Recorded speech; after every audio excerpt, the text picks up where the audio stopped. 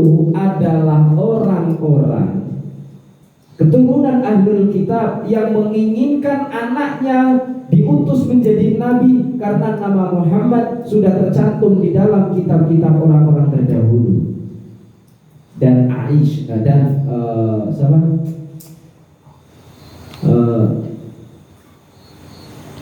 Aminah ibunda Nabi Muhammad SAW memberi nama Muhammad itu tidak terinspirasi dari apapun, tidak terpikir dari kitab, tidak terpikir dari informasi orang terdahulu. Dia hanya ingin memberi nama anaknya Muhammad SAW.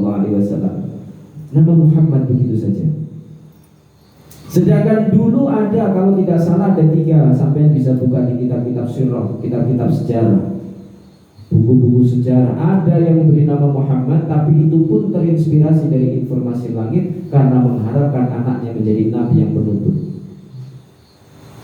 Dan setelah itu informasi itu hilang lama. Dalam kenyataannya setelah Nabi Muhammad SAW lahir, tidak ada satu orang pun yang berpikir kalau dia itu calon nabi penutup, kecuali satu orang yang bertemu dengan Nabi beserta pamannya yang hendak mengantar dagangan ke pasar Basra. Siapa?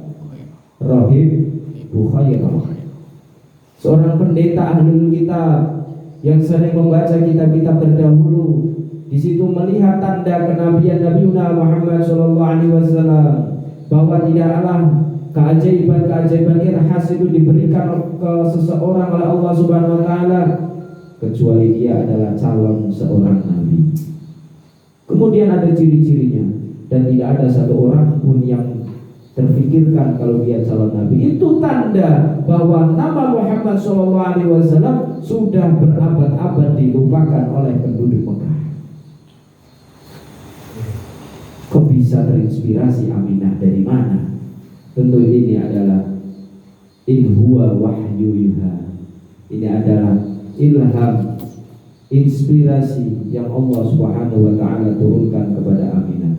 Itulah luar biasa Nabi Muhammad SAW, Nabi panutan kita, Nabi yang paling dispesialkan oleh Allah Subhanahu Wa Taala. Nabi Muhammad umurnya tidak seperti Nabi Adam alaihissalam yang sampai 1000 tahun. Nabi Muhammad SAW tidak sepanjang umurnya Nabi Musa, sepanjang umurnya Nabi Ibrahim, sepanjang umurnya Nabi Nuh, dan tidak sepanjang umur nabi-nabi yang lain.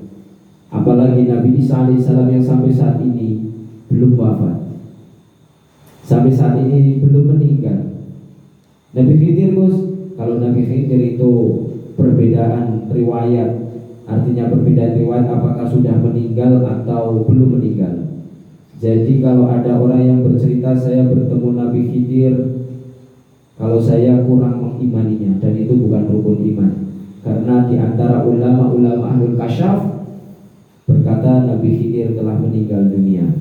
Tapi sebagian berkata, Ahlul Kasyaf juga berkata Nabi Khidir masih hidup. Dan ini dalam sejarah, karena setelah kejadian bersama Nabi Musa itu hilang. Jadi sulit sekali untuk diidentifikasi apakah Nabi Khidir masih hidup atau tidak. Tapi yang jelas Nabi Isa alaihissalam, ulama muttafaqun alaih sepakat akan bahwa Nabi Isa alaihissalam itu belum meninggal dunia. Ia berada di alam lahut, diangkat oleh Allah Subhanahu Wa Taala, dan kelak akan diturunkan lagi di permukaan bumi. Nabi Muhammad SAW tidak sepanjang umurnya seperti nabi-nabi terdahulu, tapi umat Nabi Muhammad SAW yang umurnya pendek-pendek diberikan kesempatan melebihi beribadah satu malam lebih utama dari 1000 bulan, yaitu pada malam Lailatul Qadar. Ada satu malam yang mana kalau pada malam itu kita beribadah oleh Allah Subhanahu Wa Taala, kita akan diberikan pahala yang lebih utama dari 1000 bulan. Masya Allah. Ini karena muncul dari irinya orang umat Nabi Muhammad SAW. Kita umurnya pendek, kita ingin mengabdi dengan Engkau ya Allah yang tidak kalah dengan nabi-nabi terdahulu. Allah mengadakan satu momen, yaitu malam Lailatul Qadar.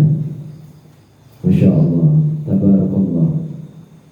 Begitu spesialnya Nabi Muhammad SAW sebagai Nabi panutan kita. Kelak ketika Dajjal turun di permukaan bumi menjelang kiamat, saat itu terjadi fitnah besar di permukaan bumi, turunlah Imam Mahdi. Setelah turun Imam Mahdi, muncul Imam Mahdi, turunlah Nabi Isa alaihi salam. Dan perlu kalian tahu, Imam Mahdi itu bukan nabi, ya orang biasa.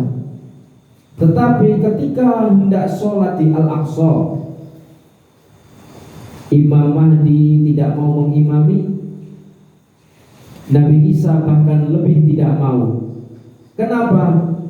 Nabi Isa merasa lebih rendah dari umat Nabi Muhammad SAW. Umat Nabi Muhammad SAW itulah yang hendak mengimami Nabi Isa alaihissalam sebagai makmum. Betapa mulianya umat Nabi Muhammad SAW. Umat Nabi Muhammad SAW kemuliaannya bukan dilihat dari kesaktiannya. Coba perhatikan ketika Nabi Muhammad SAW mengeluh kepada Allah Subhanahu wa Ta'ala, ya Allah, Engkau menjadikan Nabi Sulaiman, ia bisa menunggangi angin, ia bisa berbicara dengan binatang, ia bisa berbicara dengan setan. Engkau maha memberikan kemampuan kepada Nabi Musa alaihissalam, sekali pukulan orang meninggal dunia. Engkau bisa memberikan kelebihan kepada Nabi Musa alaihissalam, dengan tongkatnya lautan terbelah. Engkau menjadikan Nabi Musa alaihissalam mampu dengan tongkatnya membelah batu, mengucurkan air di dalam batu menggunakan tongkatnya. Dan kelebihan-kelebihan nabi-nabi yang lain dengan Nabi Daud alaihissalam, yang ia dengan suara yang indahnya. Lalu apa yang Engkau berikan kepadaku? Allah dengan sederhananya mengungkapkan dengan kenikmatan-kenikmatan kehidupan biasa. Diabadikan di dalam Al-Quran surah At-Tuha. Bismillahirrahmanirrahim. Wat-Tuha wal-laili idza saja ma wadda'aka rabbuka wa ma qala walal akhiratu khairul laka minal ula walasawfa yu'tika rabbuka fatarda alam yajidka yatiman fa'awa. Wahai Muhammad, ketika kamu sendirian, siapa yang menemanimu? Wa wajadaka dhallan fahada. Muhammad, ketika kamu bingung, siapa yang memberi kamu petunjuk?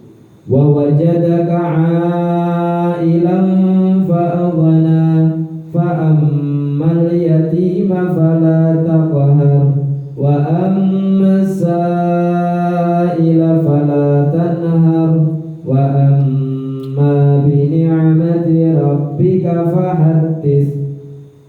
Rasulullah SAW dibandingkan dengan kenikmatan-kenikmatan yang dinikmati oleh orang-orang biasa. Kemuliaan Nabi Muhammad SAW itu bukan tentang mukjizat yang luar biasa, tidak. Tapi coba, di sini seolah-olah ayat ini mengatakan seperti ini. Buat apa kamu bisa terbang tapi tidak bisa merokok? Buat apa kamu bisa ngobrol dengan semut tapi dengan manusia saja kamu tidak berteman? Jadi kenikmatan-kenikmatan sehari-hari inilah yang oleh Allah Subhanahu wa Ta'ala diberikan kepada Nabi Muhammad SAW. Wahai Muhammad, antal bashar, engkau itu manusia tapi tidak seperti manusia. Engkau itu hajar, batu, bal huwa kal hajar, tetapi engkau tidak seperti batu. Tapi engkau itu adalah yakut, intan di antara beberapa bebatuan. Muhammadun basyarun la kal bashar. Muhammad adalah manusia tetapi tidak seperti manusia biasanya. Artinya manusia biasa itu bukan berarti dia itu Superman. Imajinasimu jangan berpikiran dia seperti Spiderman, Iron Man. Jangan berpikir seperti itu imajinasimu. Tapi Muhammadun basyarun la kal bashar. diberikan gambaran, bal huwa kal yaqut tibainal hajar, ia bagikan intan di antara bebatuan. Ini tentang nilai Nabi Muhammad sallallahu alaihi wasallam